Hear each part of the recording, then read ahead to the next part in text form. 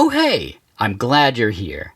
As a child, I had an imaginary friend. I did. Maybe I mentioned this to you. His name was Charlie. He was a Japanese chef who worked solely in Hawaii. So if you're keeping track, as a kid, I invented a friend who was never around. I know, it's depressing. This is way before I got into Clan of Zymox and The Cure, so just goth at birth, I suppose. But eventually, I made a real friend. A buddy, whose house I would stay at, or he would come stay at mine, and we would pick out movies and try to stay up all night. And at recess, we would play out our favorite scenes from the films and go on rogue adventures into the woods, in people's orchards, and drainage ditches. I know, my mom was right. She could have found me in a ditch, but what she didn't know is that Aaron and I were armed with nunchucks and hand-whittled ninja swords. Cue the theme from Ditch Ninjas. I'm kidding, that's not a real movie. It might be, and if it is, Godfrey Ho directed it. Our inspiration of many adventures came from on-screen friendships, from Tango and Cash to Private Joe Armstrong and Corporal Curtis Jackson of American Ninja, Buster McHenry and Hank Storm in Renegades, to Matthew Sykes and Sam Francisco in Alien Nation, a movie where aliens have testicles in their armpits. It's truth. Real thing. Well, this episode's film has two buddies who are so great it should be a crime that they only made one of these films. Right? It's breaking the law. That's the segue. Okay, let's get right to the episode. The film is Shakedown. My guest is a lawyer, and this is VH Us.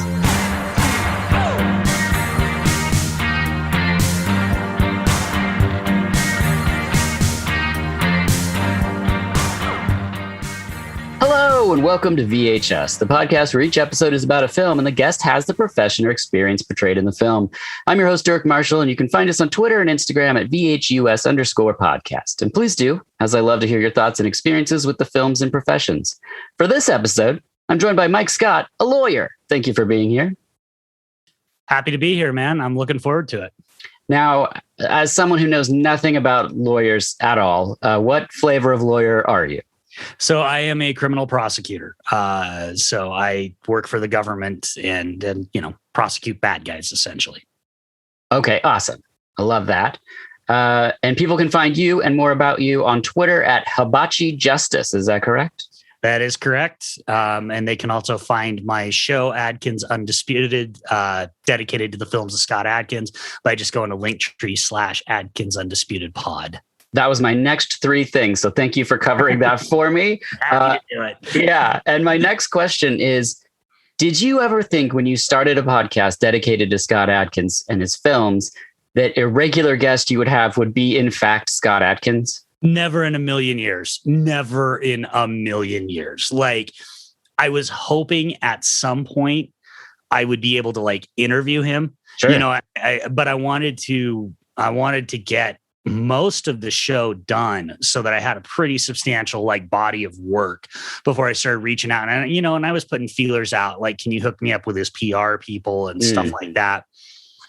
And then he reached out to me 3 episodes in and it just kind of took off from there. We did a handful of marathon recording sessions talking about all his movies.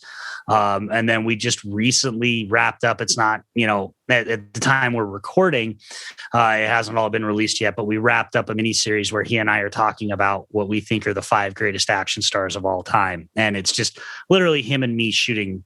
Can we swear on this? Yeah, you can say whatever you want.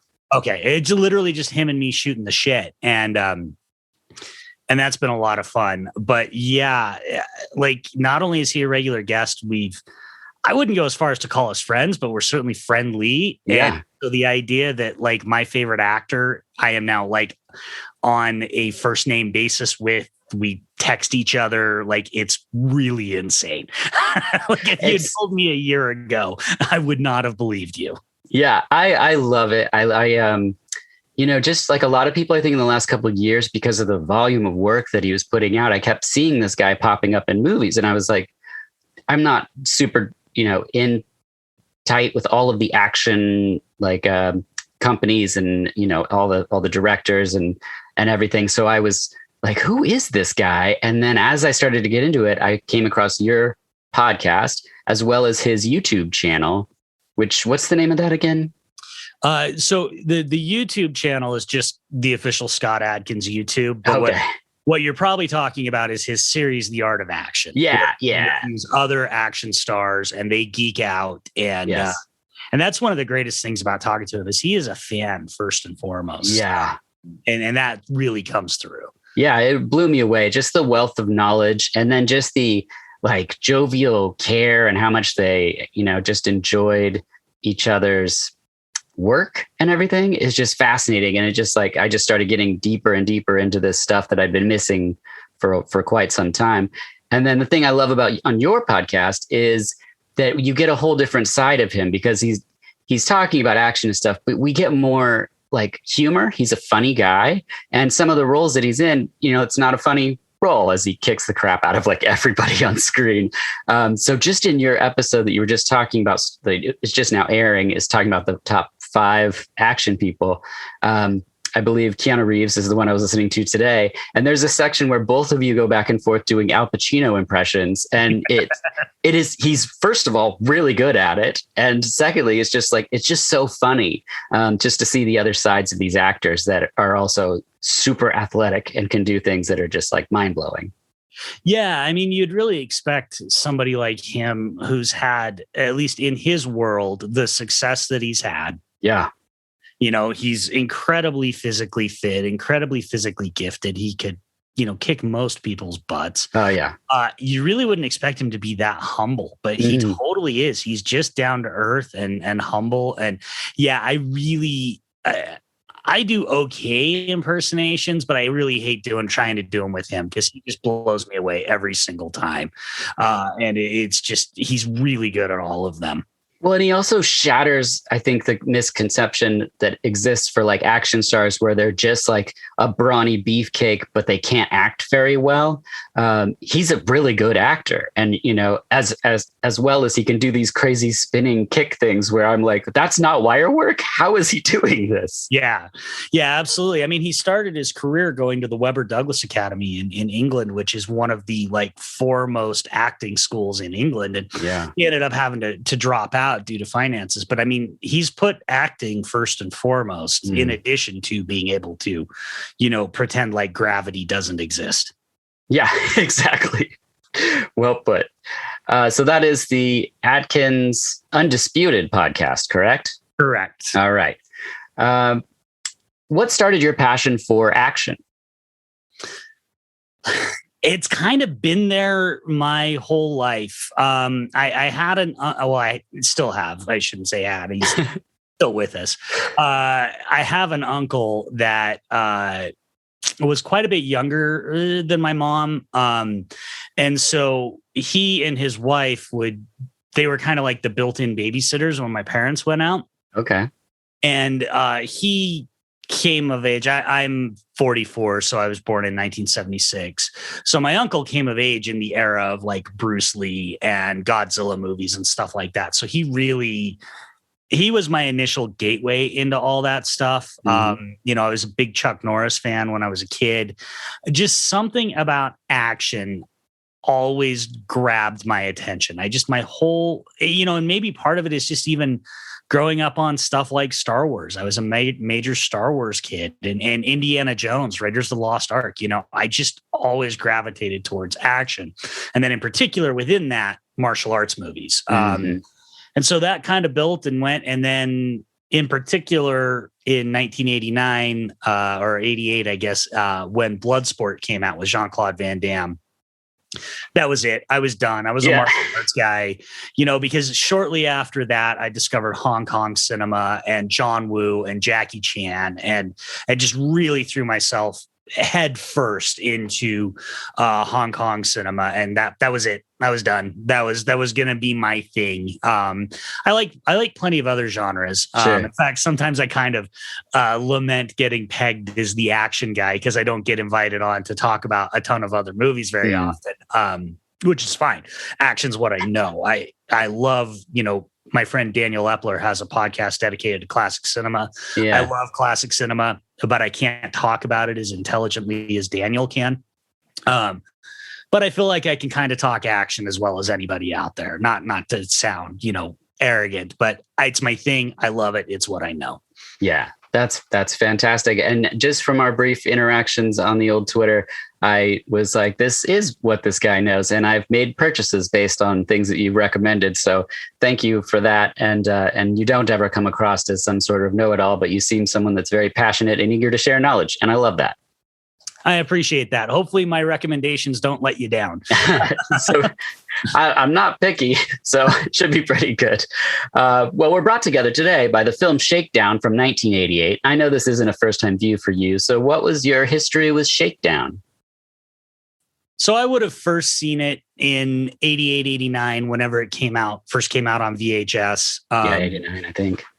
By that point, I was already a big Sam Elliott fan because of Roadhouse, and I was already a big Peter Weller fan because of RoboCop, and even almost more importantly, Buckaroo Banzai. Mm-hmm. And so the idea of the two of them together, I was all in on, even though I was only 11 years old or 12 years old.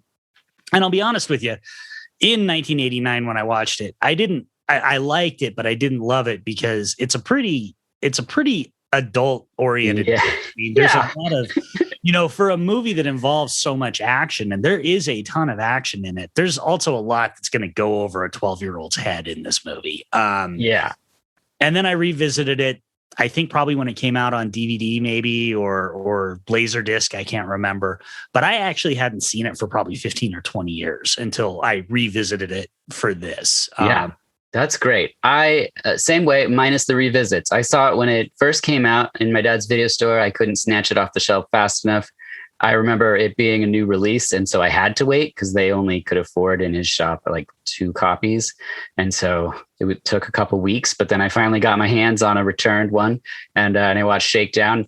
And same. I mean, we're at similar age, so it just kind of like, I was like, I don't know, it feels pretty grimy, and it's like, so it's all right. And then I rewatched it to have this conversation, and I was like, oh, I totally get why this went over my head. Like, I had no idea about this S&M situation and like all the cocaine stuff. I was just, I knew about Sam Elliott's big ass gun was about all I really understood. But yeah. And there is so much legal stuff. I mean, that's what is actually really cool about, which I don't want to jump ahead too far, but oh yeah, we'll get to that for sure. That is what's cool about this movie, is it's kind of this weird hybrid 80s action movie and courtroom drama. And so if you're just there for the action, half the movie's probably going to, especially when you're a kid, you're just going to be out of half the movie. Right. But as an adult, I like the weird mix. Like, I love the weird mix. Yeah. The synopsis is a legal aid lawyer, Peter Weller, and an undercover officer, Sam Elliott, check a drug dealer's story of police corruption. That's the tagline. At the time of the recording, you can rent it at your local video store like Movie Madness here in Portland, Oregon, stream it, or you can own the Blu-ray, as we've mentioned, which has a great commentary by the director, James Glickenhaus. Let's take a look at who's involved. Our directors, James Glickenhaus, did the astrologer, the exterminator, the soldier, the protector, not the McBain. For some reason, he just went with McBain there. He also wrote all those films, which is pretty amazing. The editor is Paul Fried, who did Shakedown, Soldier, Call Me, and Rude Awakenings, which was an interesting way to wrap up that run. Our cinematographer is John Lindley, 73 credits, and still going strong with Money Train, Pleasantville, The Core, and Serpent and the Rainbow. And then actors, we have Sam Elliott, 103 credits. Talk about an amazing actor, currently in the upcoming MacGruber TV show, and started The Way West in 1967. In between those two titles, we have Roadhouse, Frogs, Fatal Beauty, Tombstone, The Big Lebowski, and many more. And then Peter Weller, currently in the MacGyver TV show. God, I hope there's a MacGruber-MacGyver crossover with those two, just to bring Shakedown back. He was in RoboCop, Naked Lunch, Screamers, A Killing Affair, and Of Unknown Origin, which we've covered before. Richard Brooks is the last one I wanted to mention, who was in The Hidden, The Crow City of Angels, Teen Wolf, and lots of television, including Law & Order for a number of years. Also, Shakedown was originally called Blue Jeans Cop, which I thought was pretty fascinating. After this production, Glickenhaus was offered Judge Dredd, which would have been really interesting and way darker. And then Steven Seagal also wanted to work with James Glickenhaus, but that never came to fruition. But for us, let's press play on Shakedown. One thing I promise not to do in this courtroom is to pretend to you that I am representing Snow White for a client. An overworked lawyer. Once upon a time, all I planned to do was play the tenor sax. Forever. An undercover cop. This gun is clean. No serial numbers. They're up against a city where the bad guys have taken over. My client will make bail. And the good guys are the worst of all. You cops, you're the best that money can buy. We kick it off with rap and awesome blue credits. It's Red Hot Chili Peppers covering a Bob Dylan song. What? That is totally insane. The streets are riddled, and I mean riddled with drug containers, and we see a man smoke crack. Again, we were both 11 or 12 watching this movie. It's Richard Brooks, who's an amazing actor. This area where they shot is famous for films like Cruisin' and Death Wish, and is also the cover of the Ramones album Too Tough to Die. It's where they were standing in that little overpass walkway. A man approaches to buy drugs, and the guy asks him to turn off that rap music. And as he does, he very obviously hits the record button, which is great because that's coming back. Then they say, "Car 54, where are you?" which gets a laugh every time. And then both men have shot each other. There's a brief scuffle, and we next see another boombox. A cassette goes in, and we get Hendrix as a person makes a smoothie with a raw egg and Maxwell House, and it's Peter Weller. He says he's making an Orange Julius. As a lawyer, can they use that name in the script, or can Dr. Orange Julius sue them for defamation of beverage? I think they probably got permission. I think they're probably okay. Okay, cool. His fiance calls it heavy metal, which he corrects her, which is good. He's got a week left as a legal aid. What is a legal aid? So he's what we typically call a term that people are probably more familiar with would be a public defender. He is hired to and appointed by the court to represent people who can't afford their own attorneys. Legal aid, public defenders, legal aid, stuff like that. Those terms are all a lot of the way, interchangeable, but essentially that's what he is. He's a court appointed attorney who is there to represent people who can't afford their own attorneys. It's typically a profession that people do because they love it. They're not doing it because they get paid very much. Those of us on the government side don't get paid very much, and public defenders get paid less than we do. So, they're there because they're true believers for the most part. They're really believing in the system and believe in what they're doing, at least until they get jaded and cynical. Yeah, that's the thing that really kind of stuck with me about this is that Peter Weller's character, being someone who did a decade in social work, you meet people that are like, I'm going to carry the torch into this dark corner of the world and try to make some light there. And the same thing happens. Either they move on to a different profession or they become jaded and the world warps them. But if you can pass that torch to the next person, then you can keep this sort of chain of goodwill towards others going. But it is a very difficult thing to do. On the street, Peter meets John C. McGinley and Susan, and Smooth Brass Instruments tells us that there's some kind of history or past or future. She's the new assistant DA. What's a DA or assistant DA? So I'm glad you brought up this scene because there's a couple of things I really want to talk about here. Yeah. One of the things that just blew my mind when I was rewatching this movie, in like the best way possible. Yeah. So DA is district attorney. That is basically an elected official whose job it is. They are a city or county's top prosecutor, and their job is to prosecute all the crimes. People get arrested and then they go to court. Well, once you're arrested, the cops are out of the picture. Mm-hmm. It goes to the lawyers at that point. And so their job is to prosecute all the crimes. Now, obviously, one DA couldn't prosecute all the crimes, even in a small city, right? Small town. Okay. So they have what are called either assistant or deputy DAs. So that's where the term, you'll hear it on a lot of TV shows, ADA. That means assistant district attorney. That is somebody that works under the DA typically they're what we call line prosecutors. They're the ones that are actually trying the cases, plea bargaining, doing all of that stuff, because the DA is really a political figurehead. They're a politician. They're not involved in the day-to-day stuff. They're not showing up in court every day. Okay. It's all the ADAs that do that. So both Susan and John C. McGinley's character are ADAs. But what I love, so by and large, I hate legal movies. I really, really sure. It's what you do, right? And I really hate how many of them engage in what I call critically lazy research failures. Mm-hmm. And it's basically, I understand that things have to be done for narrative purposes, like the fact that cases for murder will go to trial in like 3 days when the reality is it's 3 to 4 years usually. Yeah. But nobody wants to watch a movie where there's 3 to 4 years of nothing going on. Motion work isn't exciting cinema. And so I get that. But then there's stuff where they just get it so wrong that you look and go, if you just picked up the phone and called a lawyer, right, they could have fixed that problem for you. And people like me wouldn't want to bludgeon their eyes out. This movie, it's a thing that I was thinking as I was watching this. I'm rambling a little bit. I apologize. Don't hesitate to cut me off. But no, please. Is the difference between authenticity and realism. Mm-hmm. I mean, this is a movie, as we'll get into, that is not realistic. No.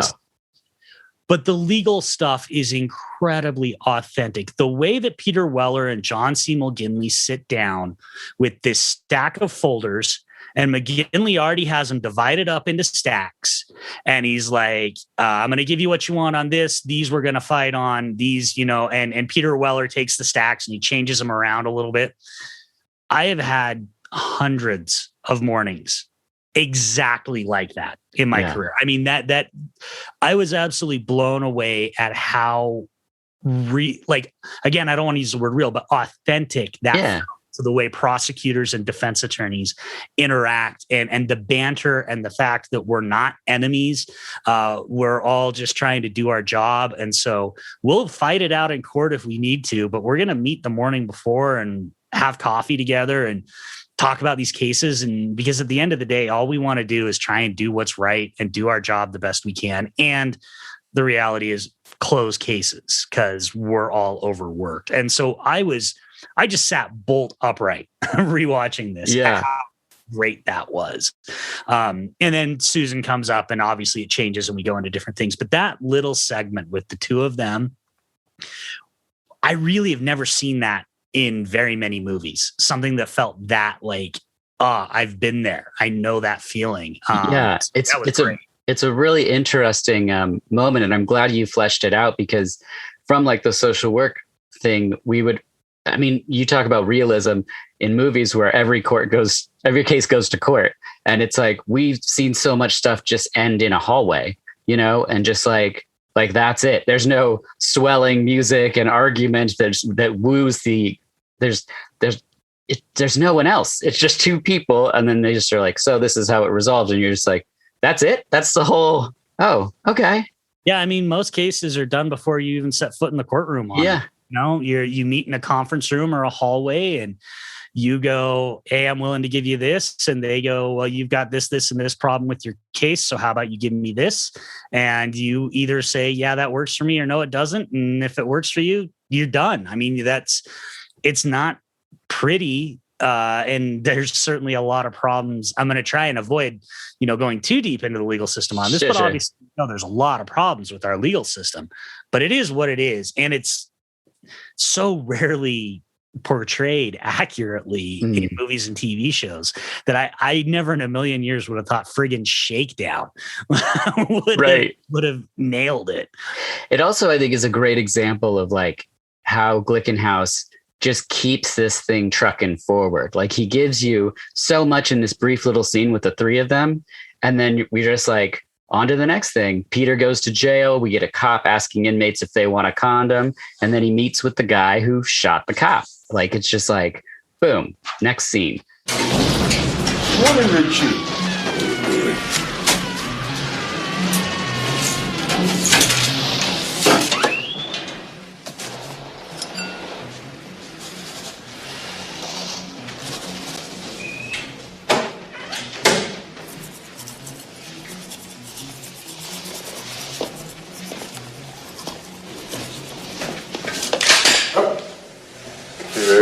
I'm white and can't fight.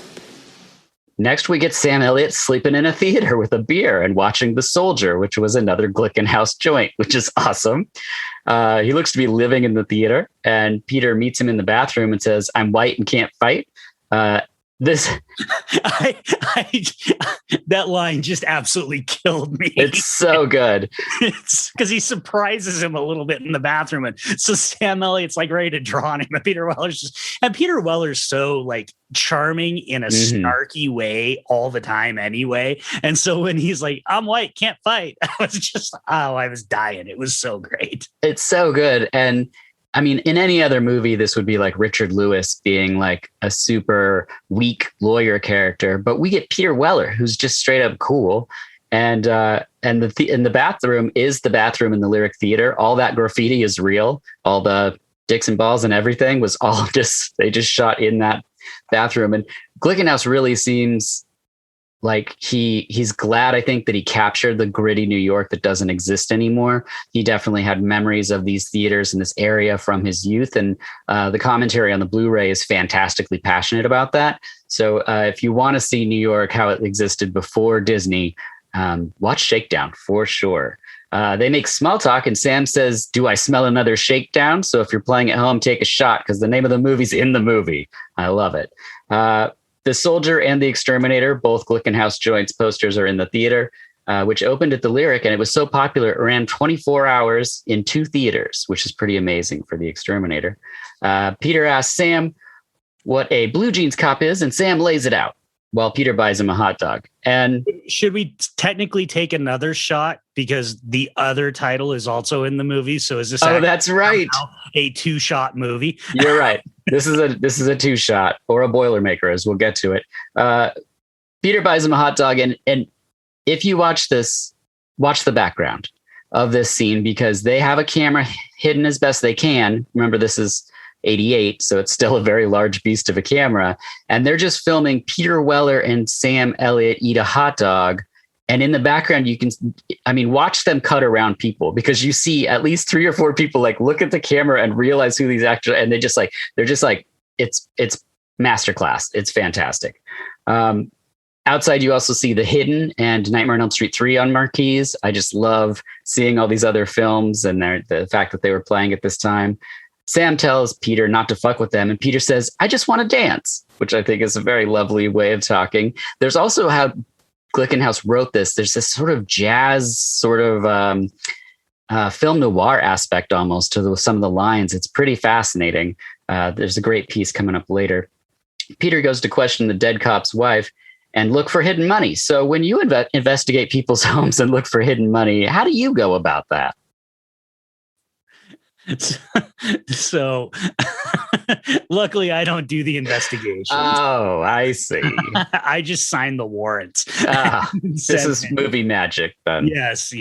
So, there is definitely some things. As much as I was praising the authenticity, that's why it was very important to distinguish authenticity from realism. Sure. Because there are a lot of things, as we will get into, that Peter Weller does in this that would not only get you hard, but arrested and all sorts of stuff like that. But he still sounds very much like a defense attorney while he's doing all of this stuff. And so it still rings authentic, even though it's, ridiculous. I mean, this movie is ridiculous. I don't want people thinking I'm saying this is like Inherit the Wind or some other, Sure.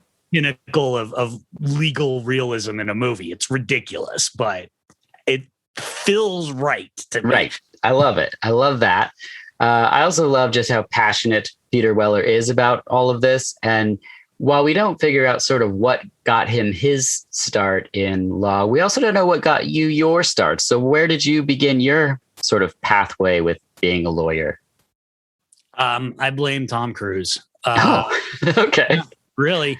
It was, I blame 2 people. I blame Tom Cruise and Jimmy Stewart. In high school, I was always not, I'm not the most, I know it's going to blow your mind looking at me, but I wasn't the most athletic kid. And I really didn't have a knack for math or science, but I could talk a room. Like I could just stand up and control a room, and I could argue and I could debate, and I didn't know what I wanted to do with my life. And so people always said, like I wanted to do something with like film criticism, but even in the early 90s, I knew journalism was kind of on its way out. Or at least if not on its way out, you would have to starve for years to, make anything of yourself. And so that didn't really feel like a realistic option. Right about the same time, A Few Good Men came out, and I saw Mr. Smith Goes to Washington. And those two things, I was like, well, law school it is. So I did my undergrad geared towards going to law school, went to law school, and actually, honestly, got so burned out after law school that I wanted nothing to do with the law. I actually took about 3 or 4 years after I graduated before I got my first real legal job. And because I was burned out, and it like most jobs, it wasn't what you thought. It wasn't what the movies told you. It was a whole lot less fun and a whole lot less noble, I guess is the best way to put it. Because I actually went to law school wanting to be a defense attorney. And unfortunately, I went to a very expensive law school that was an utter mistake on my part, because student loans just kind of preclude that from happening. And I also sort of had the realization that Adam Goldberg's character in Dazed and Confused has, when he says, I don't know if you remember, but he's got a line where they're in the back of the car and he says, how I was talking after graduation, I'm going to go to law school, be an ACLU lawyer, help all the helpless, all that sort of stuff. And they're like, yeah. And he's like, yeah, it turns out I hate the people I'd be helping. And that line, it's strong. I don't feel that way. Yeah. I get it. Working as a defense attorney for a while. So I've done both sides of the fence. But it took a while for me to get anything remotely resembling a passion for it. And I'm not even sure that I would say I have a passion for it. It's kind of my only skill. Like podcasting and the law are the only things I'm actually good at. So I don't really have any other options in life. So here I am. Yeah, it's a good thing you didn't see like a Top Gun and a different Jimmy Stewart film at the same time. Yeah, Strategic Air Command. That was right. Was his big Top Gun. Well, and it's actually funny. I did when I was a kid, because I bumped my mic. My dad was a civilian employee for the Air Force. When I was a kid, I really wanted to be a fighter pilot, but I was born basically with terrible eyesight. So luckily, that was never that was a childhood dream, but it was never actually an option for me. So I never gave it much thought, because you have to have perfect vision to be a pilot. Oh, well, law seems safer. There's less lifting off and landing, Lifting off, landing, crashing. Yeah, that kind of stuff. We very rarely crash. That's one thing that we can say. We don't crash a lot. That's good. Cut to 3 cops and an informant in a car, and they say some problematic things in that scene. Next, some kids are entering Wonderland, a high-tech nightclub, and a lady wants more crack. She gets in to see the boss, Antonio Vargas, who's still going strong with 5 films coming out this year. That's amazing. Sam meets up with some dirtbag cops, and they rig a crazy doorbuster with a grenade, and they're hitting the nightclub. Sam takes the boss in, while the others hang back to, quotes, air quotes, book the evidence, air quotes. Meanwhile, Peter breaks into the dead cop's garage and instantly turns the light on to discover a Porsche, not a Porsche. That would be weird. Discovers a Porsche. How admissible would that be in court? Not at all, unfortunately. There are rules that basically say illegally acquired evidence, if it's not by an actor for the state, can actually still be admissible. So if you break into somebody's house and get some evidence and turn it into the cops, that's not actually fatal to its admissibility, because you were a private citizen. We might still not want to use it, but it's not necessarily fatal to its admission. where Peter Weller is actually the defense attorney. He's done kind of one of the worst things you can do as a lawyer, which is make yourself a witness in your own case. Because the only way that Porsche would be admissible would be for him to be placed under oath as a witness and testify how he found the Porsche. So he actually, in the real world, wouldn't be helping his client at all by doing this, because he's not going to be able to represent his client anymore. And again, the whole getting arrested and disbarred and all of that sort of stuff that goes, it's just going to go. I'm not going to add that we're just going to put that asterisk by everything he does in this movie. Right. But yeah, so it would make a mess. There's really no way I see that that's realistically coming in. I mean, I guess I can kind of, if I put my thinking cap on, think up a couple of ways, but it's generally bad form to investigate your own cases as an attorney. I mean, that's why defense attorneys have private investigators. That's why we have police, because that way neither of us turns ourselves into a witness in our own case. Okay. So it's 1988. We have Peter Weller. We have Sam Elliott. Peter Weller has a private investigator. Who are you going to cast as that to make this a trio? 1988.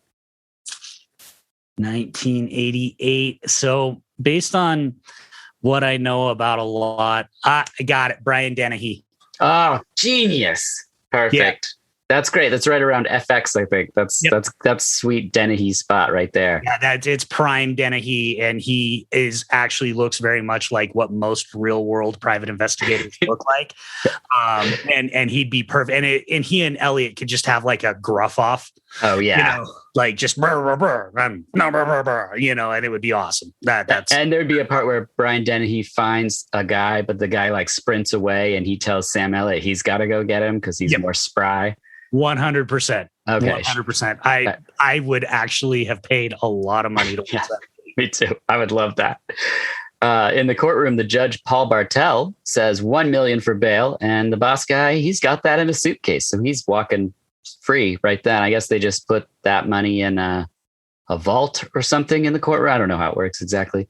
The dead cop's wife calls us. You put it in the bank like anybody else. Oh, okay. Courts have trust accounts. It just goes into the bank. Oh, gotcha.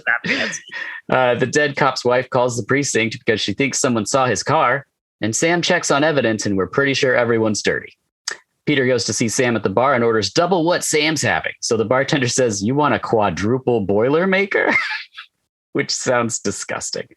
Sam tells a romantic story about a dead dog, which is a true story that Glickenhaus heard once. The scene was the day that Glickenhaus told his Miles Davis story, which is on the Blu-ray. So again, pick up this Blu-ray and listen, even if it's just for the Miles Davis story, which is a separate track on the Blu-ray. It's an incredible story. It is. I didn't get to listen to all of it, but oh my God. The other thing I love about that scene is, again, just one of the other ways that Peter Weller is just so cool in this. Because the bartender says, "You mean you want a quadruple Boilermaker?" And Weller goes, "Yeah, and a Pepsi." Yeah. It's so great. It's so good. On Peter's way home, he's surrounded by cops. They have their batons. It's dark. They circle around him and they leave. They're threatening Peter for questioning their authority. Sam goes and questions the valet from the outside the crematorium. Would this hold up in court? Sam's little tete-a-tete with the valet guy. Assuming the valet guy, played by the great Harold Perrineau and from Matrix movies and Romeo and Juliet. Well, if the valet tells the truth, yeah, it's probably still going to hold up, because who are you going to believe, a drug dealing valet or a decorated undercover cop? So I guess the question, Dirk, is what world are we living in? Are we living in the actual letter of the law? No, it's not admissible. You don't get to threaten to beat people up and put guns in their faces. Right. Are we living in the real world? Shakedown world. Shakedown world, it absolutely comes in. And our world, unfortunately, I don't want to talk too much about the real world because I can't get into too many details about my course. But lest people with the people above me hear this and don't like what I have to say. But this kind of stuff, and not to this overt thing, but obviously stuff comes in like that. And I mean, there are limits, or there are wider latitudes than people think that cops can do. Like, cops can 100% straight up lie to you. Like that has been upheld repeatedly by courts. They are under no obligation to tell you the truth. They can straight up lie to you about all sorts of stuff. They can tell you they have evidence that they don't have. What they can't do is they can't coerce you. So they can't threaten you with anything that they can't actually back up. So like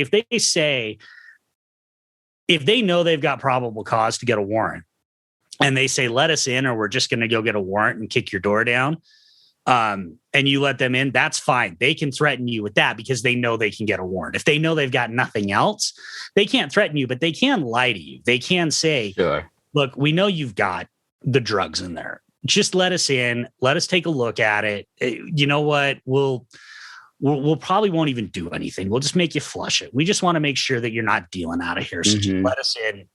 Totally fine. And the reason for that is frankly because you have a 4th, 5th, and 6th Amendment right to not talk to them and not let them in your house. And courts, right.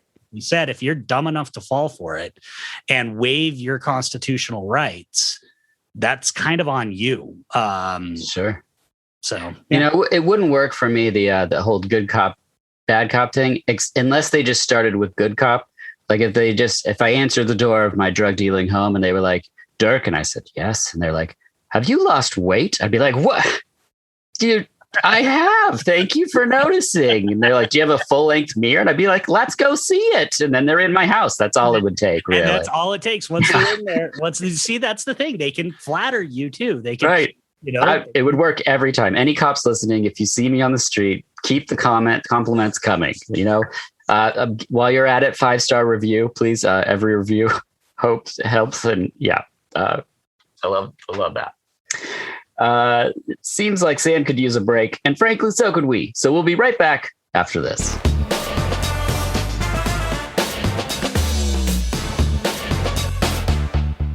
Oh, hey. I was just deciding what to make for dinner tomorrow. How does maitake tacos with a porcini mushroom dipping broth sound? Or savory green chili corn cakes with an arugula salad? Well, how about roasted root vegetables with a habanero béarnaise sauce? Nah, I think I might go with a baked gnocchi and a carrot top pesto. But no matter which I choose, these and much more can be found at marshallshotsauce.com. That's right, the same place you'll find sauces like smoked habanero barbecue, serrano ginger lemongrass, red chili lime, and habanero carrot curry, to name a few. You will also find many creative, delicious recipes on how you can cook with each sauce. And every recipe is made with minimal ingredients and simple techniques written by Sarah Marshall, who also makes and bottles each bottle of Marshall's Hot Sauce. Plus, she just launched a new line of spice blends. The barbecue rub, by the way, is amazing, and the taco seasoning will melt off your face.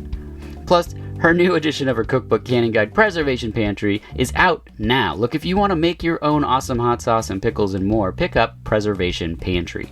So head on over to Marshall's Hot Sauce, that's Marshall's, H-A-U-T-E sauce.com, and at checkout, enter VHS Podcast for 20% off. That's right, 20% off just by entering VHUS Podcast, one word, at checkout. Okay, back to the show.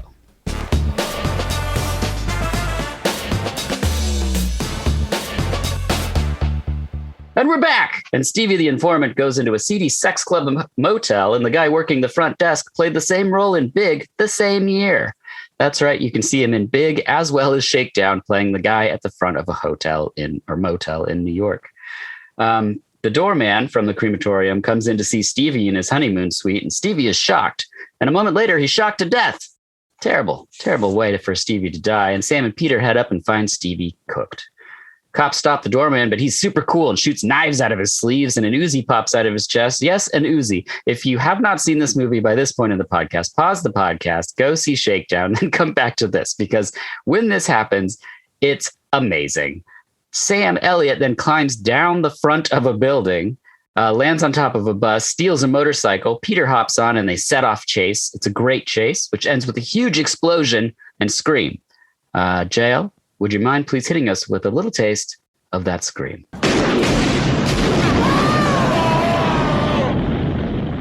And that scream means it's time to play a game. Are you ready, Mike? Because we're going to play legal term or something Dirk just made up. Okay, let's do it. All right. There are 5. Number 1, and I might mispronounce some things. Demurrer. Legal term. You're correct. A formal response to a complaint filed in a lawsuit, pleading for dismissal and saying, in effect, see, this is right where my brain, not understanding the language, it's like the little guy in my brain just goes, nope, and just walks down to my stomach to see what's going on down there. What does this mean? What's a demurrer? So it's an old term. We don't use it a ton anymore, unless if you're in some East Coast states, they probably still use it. What we typically do now is call it like a motion for summary judgment. And what we're essentially saying is, if you sue me and your lawsuit is baseless, and you have no hope of winning at trial, I can file a motion for demurrer or summary judgment and basically say you have failed to state a claim upon which relief can be granted, or have failed to state a claim in such a way that you have any reasonable likelihood of success at trial. And if the court agrees with that, they just dismiss the case right there. We don't go to trial. We don't pass. We don't collect $200. It's not something we see in criminal law. It's a civil law. It's a term in civil law. It's one of those terms that criminal and civil law have their own separate laws, but that's basically what it boils down to. Okay. Number 2, PU. Native. I'm not sure if you're just emphasizing PU or if you're trying to say punitive.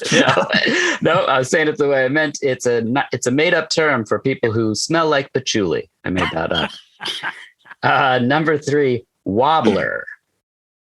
Wobbler. I'm gonna say that is a made up term. Okay. So this is what happens sometimes when we get into weird regional things or things I found on the internet. So this is what they say a wobbler is. They say it's a real thing. They refer to it as a felony wobbler. A wobbler is a crime that can be classified as either a felony or a misdemeanor. In some states, even if an offender is charged with a felony, in a wobbler case, the judge may have authority to reduce the conviction or misdemeanor.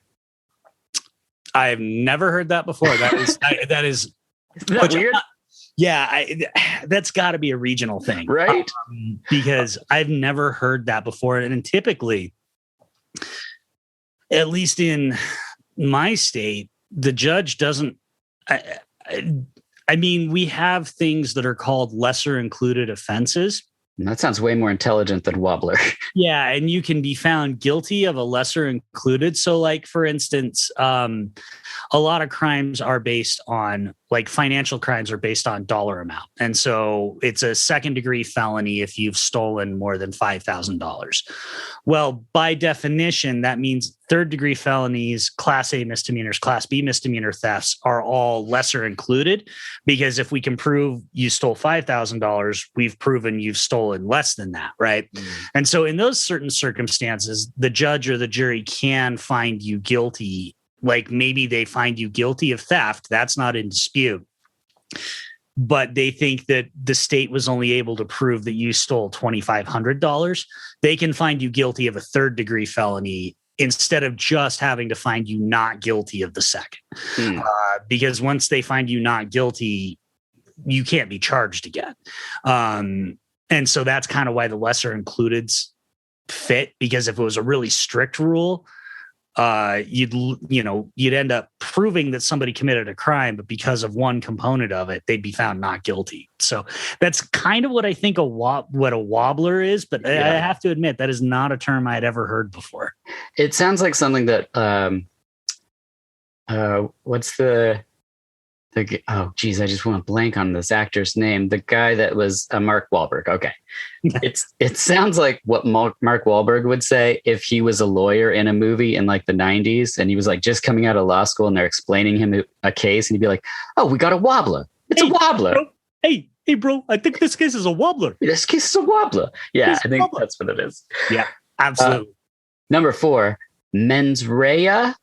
Yes, that is a legal term. That's right. Latin for a guilty mind. Mens rea is used to describe a culpable state of mind, the criminal intent of the individual while committing a criminal act. That seem accurate? That is 100% accurate. All right. And the last one, diarrhea. I'm going to say made up. Damn it. I really thought I'd keep a straight face on that one. Yeah, well, you did get me on Wobbler. So like you said, you got me on one of them. Okay. Yeah. Diarrhea is when a person is guilty of eating a stromboli past its due date. Diarrhea. Okay. Well, back in the film, the head mullet cop has a back and forth with Sam and says, "You planning on taking down an army?" And he says, "I don't know yet," which is just like classic Sam. Sam's cleaning a Beretta Eagle pistol in this scene, which is the first on-screen appearance of this pistol in a motion picture, which is pretty amazing. Gail harshes everyone's mellow with her feelings on drug dealers. And next we get Peter Weller in court, and he is enigmatic when he's in these court scenes. What about you as a lawyer? How fun was it watching Peter Weller in a court? He's good. So many of these scenes in movies are really terrible because they're what people who think lawyers sound like in court, like they write that and not what we actually sound like. There is a lot of this that is in this movie that is what we actually sound like. I think his opening statement that he gives to the jury is pretty terrific. I mean, it's pretty realistic. It's the kind of opening statement I would expect to hear a defense attorney try and give. There's some things we'll get to him, I'm sure, when he's examining witnesses where it goes way out of control.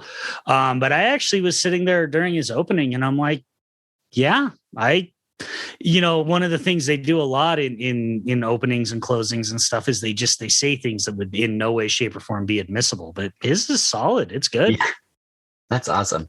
Yeah, I love, like we're talking about, just the idea that there was research and something involved, because movies are often a fantastical telling of a story and not meant to be a realistic version of how our lives normally are, because we already have that and we want an escape. But I love that in something this fantastical, there's these parts where you, as someone who works in this profession, are like, I mean, this is pretty solid. Like it's, you know.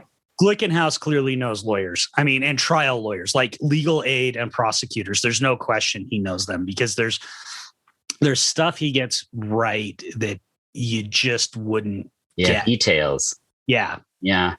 After the court, they have a back and forth, and Peter lays out the history, and it's like a film noir. It's just written really amazing. The drug boss arrives at a car race, and it's Harlem Shuffle versus the Cracker, and the Cracker explodes, and the cops and drug boss meet right next to the smoking car. It's one of those things that, like, there's a lot of amazing things that happen in this movie, but the fact that they choose to have a conversation next to something that had just exploded is like really choice.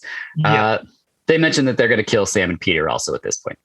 Speaking of Peter, he's in bed with Susan, but what about Gail and her father and offering him the job at the law firm? Back in the courtroom, objection, conclusion, sustained. I have no idea what's happening. What do these things mean? So think of trial kind of like a sporting event, right? You got sides, they're going to battle. Every sport has to have a referee. That's the judge. Every sport has to have a set of rules. And that's the rules of evidence. Those are the things that basically tell us how we're going to play this game that we do. And when you violate them, just like you do in any sport, ref blows a whistle, umpire, calls you out, referee in a football game throws a flag, whatever it may be. Well, the way we do it, the whistle in court, is we are considered to have to police ourselves. And so when one side does something that is in violation of the rules, the other side blows a whistle by saying objection. And then you follow it up by stating the grounds of the objection. It doesn't have to be very detailed. So it's things like conclusion, hearsay. That's one that gets, I'm not even going to bog us ever down with the ways that what hearsay is, first of all, and the ways that not only movies, but just people in everyday speak get hearsay wrong. It's one of my biggest pet peeves. I'm already feeling like the vein. But, or leading or badgering or something like that. And so then when you blow that whistle, the other side has a chance to basically say, hey, what are you talking about? I didn't touch him. And the ref, AKA the judge, makes a ruling. And if the person raising the objection, the judge thinks they're right, then they say the objection is sustained. And if they think they're wrong, then they say the objection is overruled. Okay, that makes sense. What is conclusion now? Does that mean they've drawn their own conclusion and this isn't? Conclusion basically means you're asking a question that calls for the witness to make a conclusion that is ultimately for the jury to decide. You're asking the witness to make a conclusory statement. So, for instance, if I'm questioning a witness, say whatever, an eyewitness, I can say things like, did you see him with the gun? Yes. Did you see him pull the trigger? Yes. Or even better, no, I didn't see him pull the trigger, but you saw him with the gun. Yes. You saw him flee the scene. Yes. So did Joe Chill kill Thomas Wayne? There's a good example. Okay. That last question, that's conclusion. That is asking a question that the witness isn't competent or qualified to answer and is really stepping on the jury's the person, the group that decides if Joe Chill killed Thomas Wayne, not the witness. Gotcha. It's not actually, it was kind of weird because it's not actually an objection that gets used very much. But it worked in the scene because ultimately what really mattered wasn't even the objections. It was the banter between Susan and Roland, going back and forth on this and showing how competent both of them are, but while also, sort of generating that sexual tension between them. And I liked the fact that she objected some of the time and she won and then she lost. Sometimes the judge overruled her. And so I thought it was kind of a fun little back and forth. Again, not the worst I've ever seen in a movie for sure. Right. Most of what I know of lawyers, and I don't know much about sports, but I think I followed your example pretty well. Most of what I know of lawyers in courts comes from cartoons. So is there a limit to how many times a cartoon rooster can say, I say, I say, I say, or is that just, you can just go with that as long as... The only limit to how many times you can say, I say, I say, I say, I say, I say, is you're going to eventually lose the jury because they want you to move on. And you know what? You might actually get an objection that wouldn't be a real objection. But sometimes we object to stuff to where, like, I've sometimes raised objections that aren't actually grounded in the rules of evidence just to say, can we just move the fuck on? God, I wish you could do that in everyday life. Yeah. That would be amazing. Like when someone's standing in front of you at the grocery store and then they get rung up and the person's like, it's $99. And they're like, let me get my checkbook out. You should be like, objection. Like this person knew this outcome was coming and they're just now choosing to get one that I use fairly frequently when an opposing attorney is asking a really long-winded question and what they're really doing is testifying. And the proper objection is counselors testifying. I think it's a lot more fun and more effective to get up and say, objection, Your Honor, is there a question here at any point? Nice. Because it just kind of, again, so much of what we do is about showing off, demonstrating for the jury that we are in command of this situation, because the attorney that the jury likes is more often than not going to be the one that wins, regardless. I don't want to say regardless of what the evidence says. I will tell you this. I would not look forward to trying a case against Peter Weller. He's so good in that courtroom. I would really hate trying a case against him. Yeah, I agree. And after they chat and kiss, and then Gail and her dad are there. Sam goes fishing for about 3 seconds before kicking the crap out of 2 guys that were watching him and setting chase after a third. It's one of my favorite moments in the film. As a kid, it's what really stuck with me, is this foot chase through a theme park. 1, because I loved theme parks, and 2, because they actually fight on the roller coaster Cyclone and Coney Island, which is amazing. I mean, Glickenhaus is like a down and dirty, great, grimy, awesome action filmmaker, dude. And the fact that this is really happening and it's not green screened, I just love it. I miss that kind of dangerous realism in these movies. Yeah, real practical effects here, real explosions, real roller coaster car coming off the Cyclone. I love what do the cops say after it crushes one of the cops? The first one on scene says something like, "We're going to need a bucket" or something. Oh, like that. yeah. Yeah. And I get, this is one of the things that I talk a lot about with Scott Adkins, actually, is you do understand why they don't do these things anymore. They're really dangerous. Oh, yeah. And the amount of stunt people who die now versus the amount that died beforehand is much smaller because you can do this stuff with CGI. But that's almost why I love these movies, is because they are a relic of an era that we're never going to get back again. So it's joyous to watch them. Yeah. Blow shit up.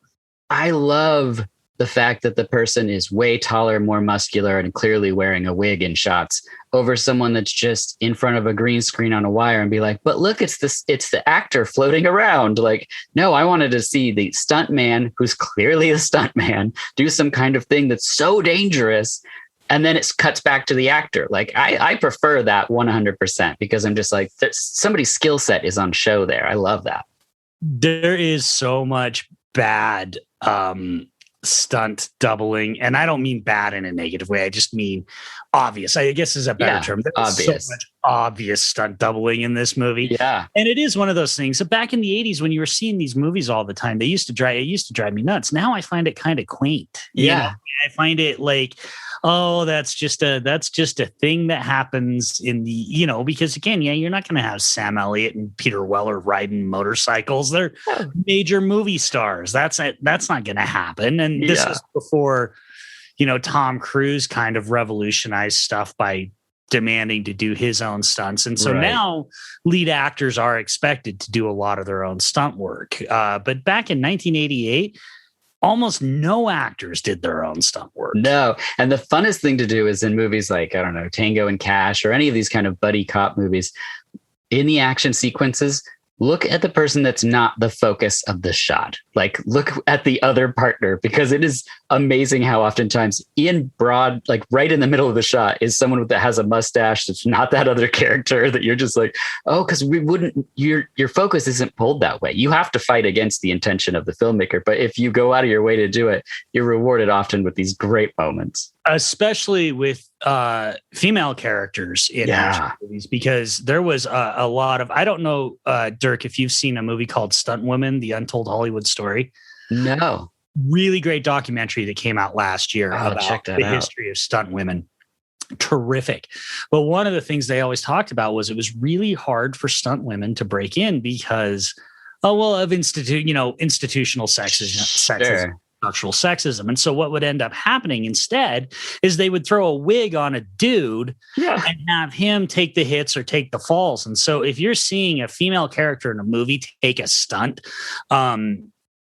do that. Like, take a good close look at it, because there is a real good chance it is going to be some dude, and it's like very obviously some dude to the point, like, even with like a mustache and I won't name which breakdance movies, but there's a couple shots in those that are clearly a dude.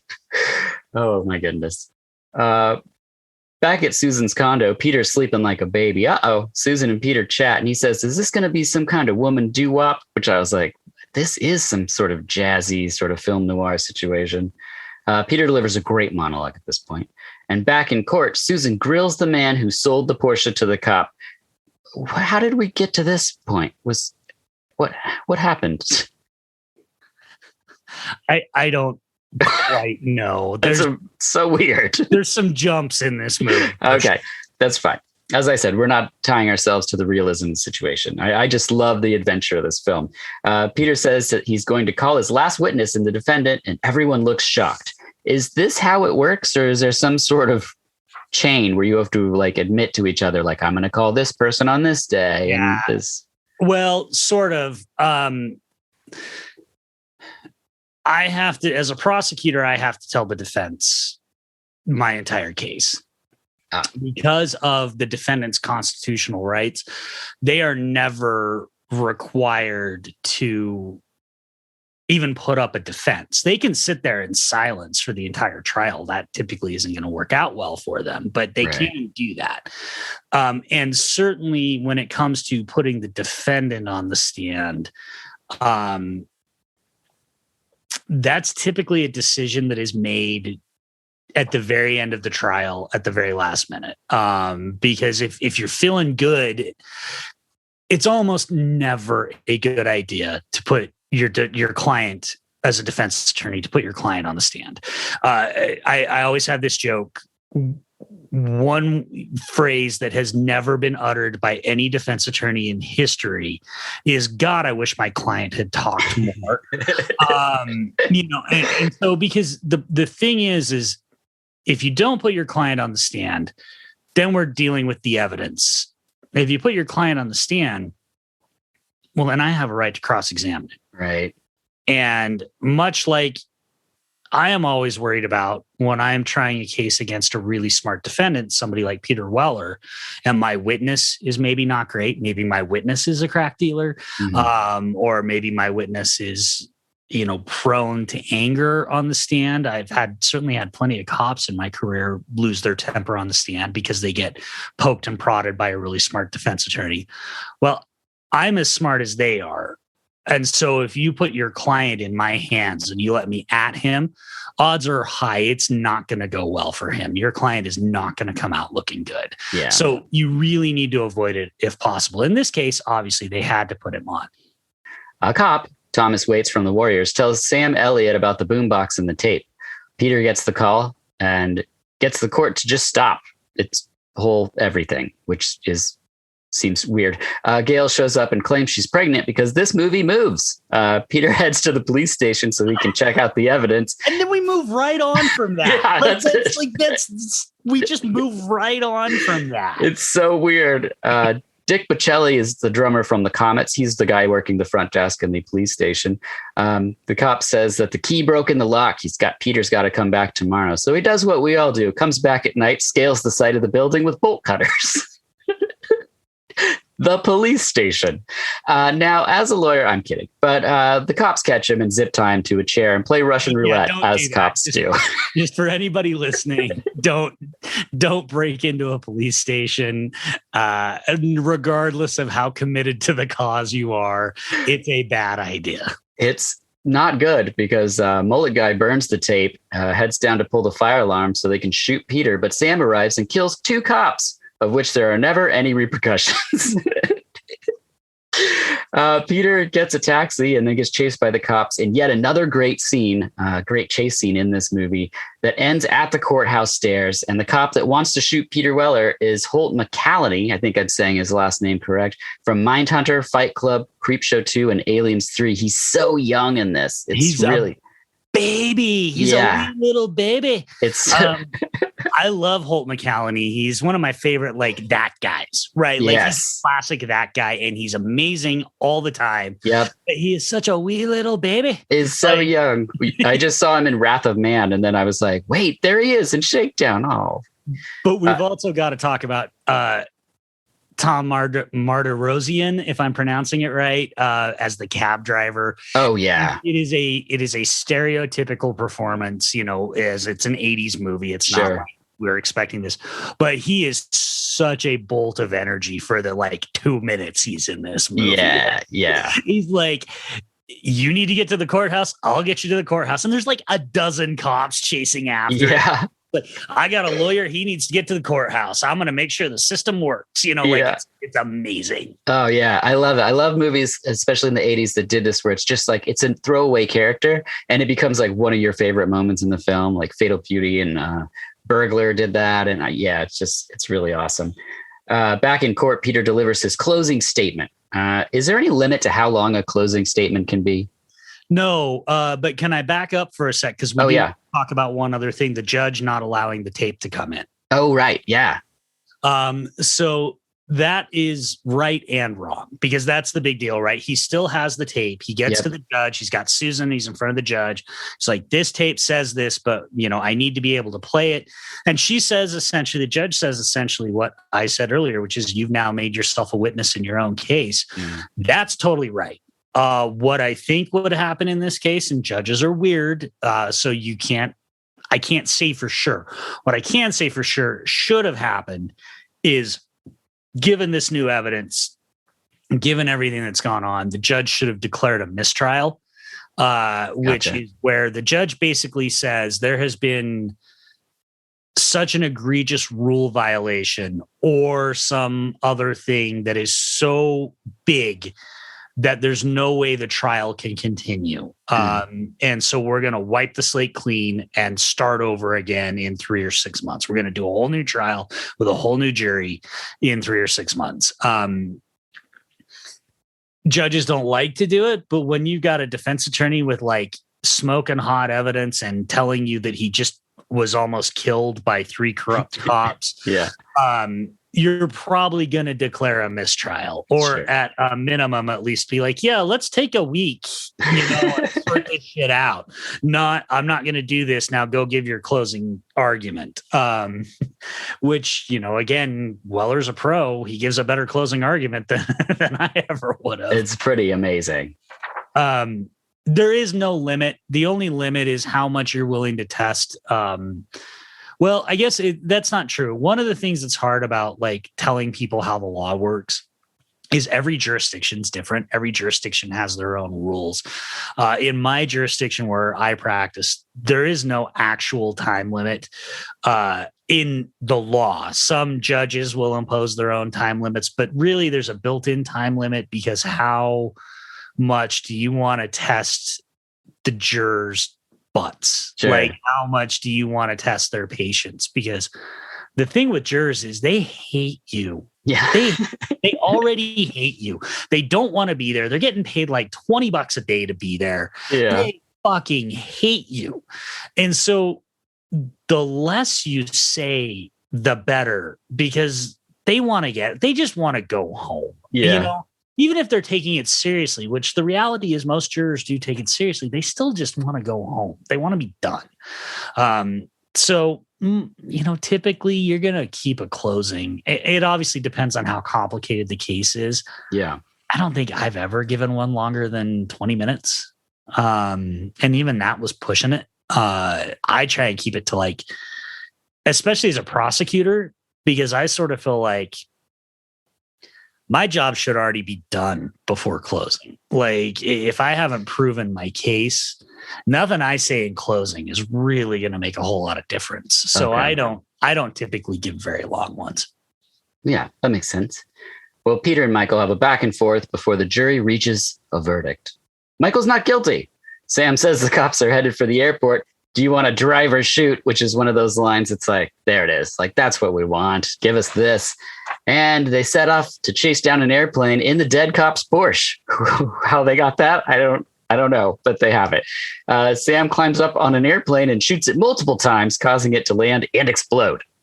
Next, at dinner, Gail's parents at the house, she confesses that she isn't pregnant. And so Peter says, I know this is bad timing, but boom, he's back in prison working cases, and there's the condom cop again, and boom, end credits, awesome tunes. And that's the end of Shakedown. Final thoughts? This movie rules. Yeah. I love, in 2021, I think Gail's portrayal is really bad. Yeah.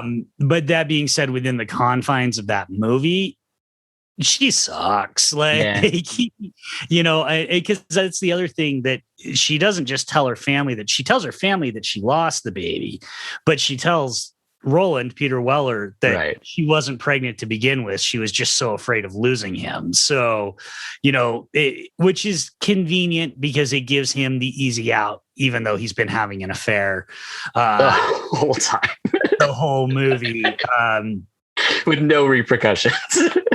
Plus, also, the hand grenade that Sam Elliott throws into the airplane is the longest timered hand. Like, he throws it in, drops down from the landing gear. This plane still has time to land before it blows up. Like, that would not be a very effective hand grenade. That's true.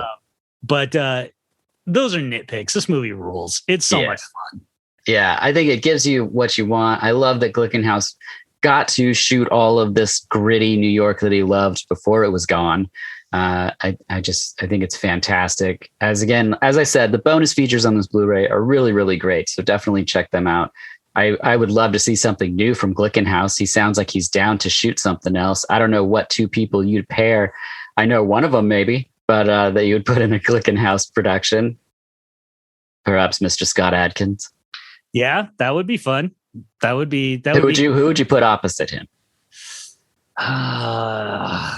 If you got your druthers, anyone you wanted from action that's still alive. Dolph Lundgren. They've teamed up before, but I'd like to see them in Glickenhaus's hands. Yeah, that would be great. Something gritty, grimy. I would absolutely love that. But that brings us to final thoughts. These are questions that are just about you. What do you like about being a lawyer? Cliched as it is, I like trying to make a difference. I don't always get to. In fact, rarely do I. But especially when I was working domestic violence cases, those were hard. There were a lot of bad days, but you didn't need very many good days to make it worth it. So, it's cliched, but it is what it is. It's the reason I'm still able to do it is because there are people out there who, and that's why I've always really gotten along great with defense attorneys. One of my best friends was my public defender. So like that John C. McGinley, Peter Weller scene, that was us. And we are still best friends. We still...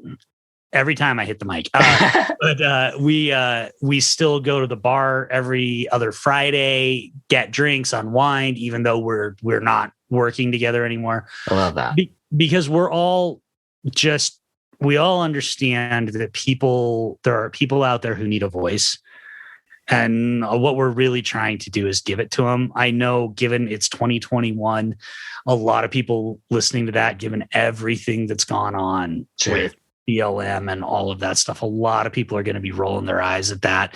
I can't speak for other people in my profession. I can only speak for me. And for me, that's what I try and do is give people a voice who don't have one. That's awesome. And what is a good day like for you? Good day is I actually get to resolve a case in such a way that everybody feels like they got justice. That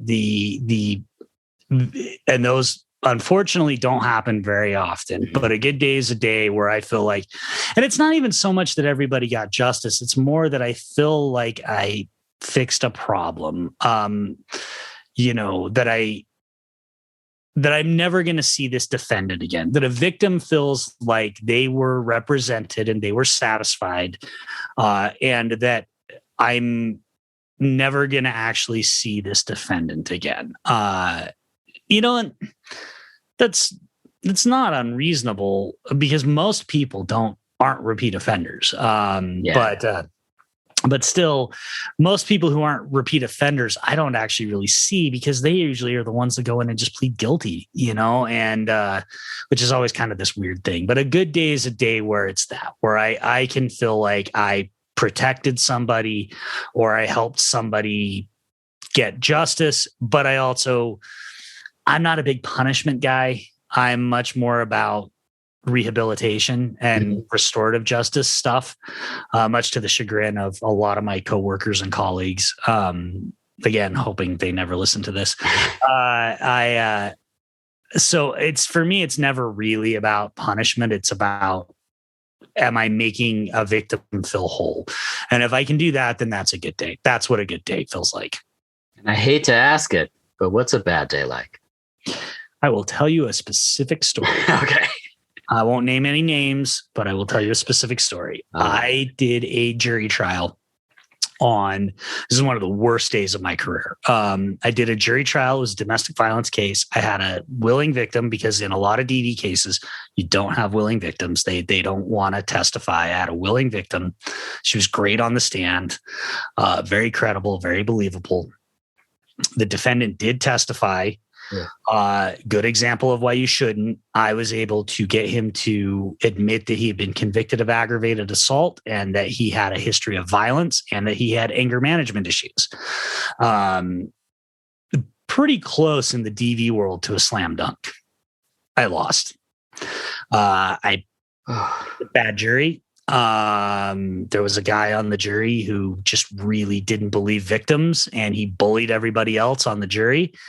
And then I had to spend an hour telling this victim, who literally laid it all out there, why 4 strangers basically called her a liar.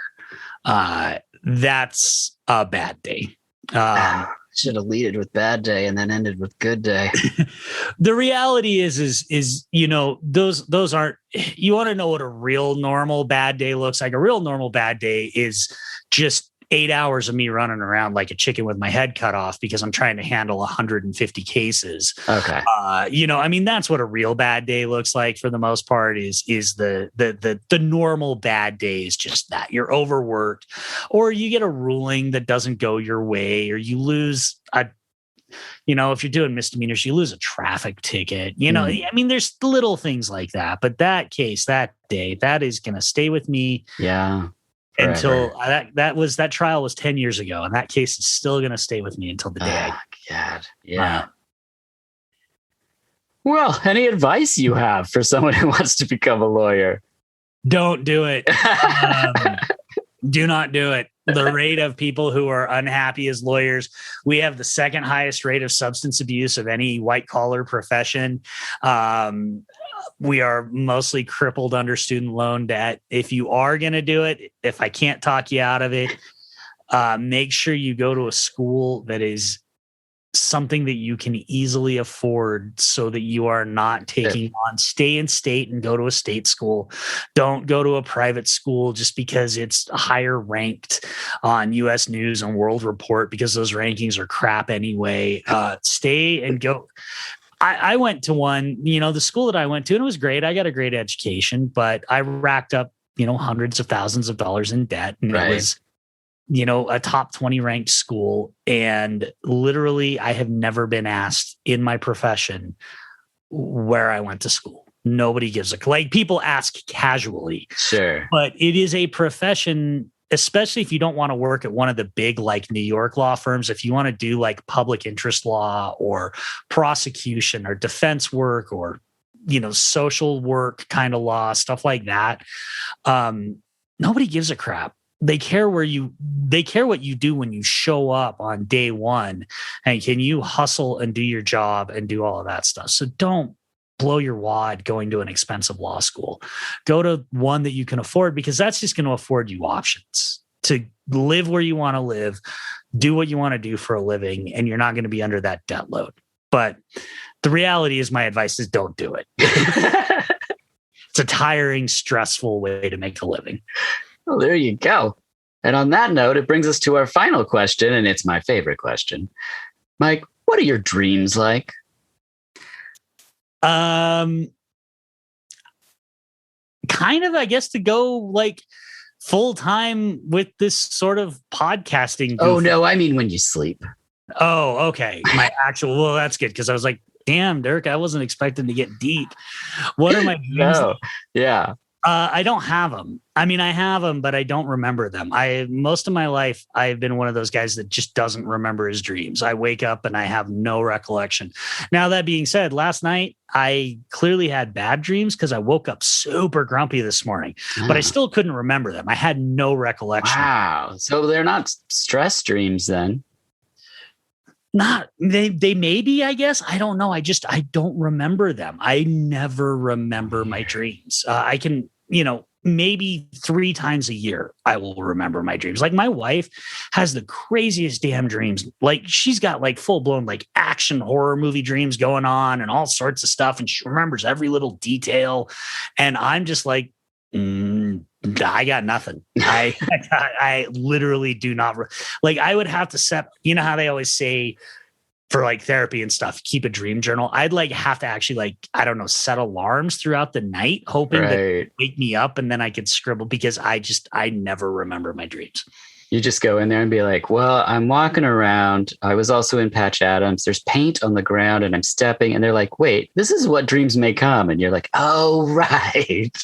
Yeah, I usually just tell people, because I'm a former goth kid, so I usually just tell people my dreams are black like my soul. Oh, excellent. That's perfect. From one Still kind of a goth kid to another. I love I shouldn't say former. I mean, I can't look like a goth kid, but in my soul, I am still a goth kid. So yeah. Go ahead. Sorry. Oh, just my wife and I stopped. We tried to say we were ex-goths, and then we were like, I mean, look at our clothes and what we listen to. I mean, it's in our blood. Why try to run from it, you know?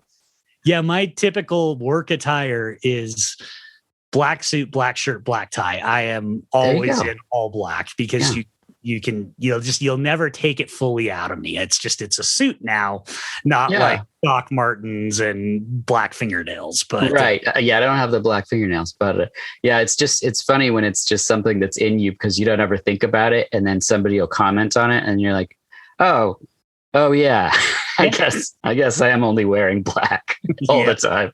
Exactly. That's awesome. Well, Mike, thank you so much for revisiting Shakedown. I really appreciate it. Adkins Undisputed Podcast is the podcast. Yes. Correct. Anything else you want to throw out there right now? I also do some work, haven't for a while, but with the Dana Buckler Show, you can, with my good friend Dana Buckler, you can find that at Linktree/Dana Buckler Show. That's where you can find all his social media and everywhere his podcast is. Other than that, no, I guessed, I just guested on our mutual friend Lindsay Wilkins' Schlock and Awe podcast. She's terrific. I love her to death. And I pop up on other podcasts periodically. So if you want to find out all the stuff I do, the best thing to do is just follow me on Twitter at Hibachi Justice. I'm not really on any other social media. I hate Instagram and I ditched Facebook years ago. So at Hibachi Justice on Twitter, you'll find everything else I'm doing by following me there. There you go. Well, thanks again, Mike. This has been awesome.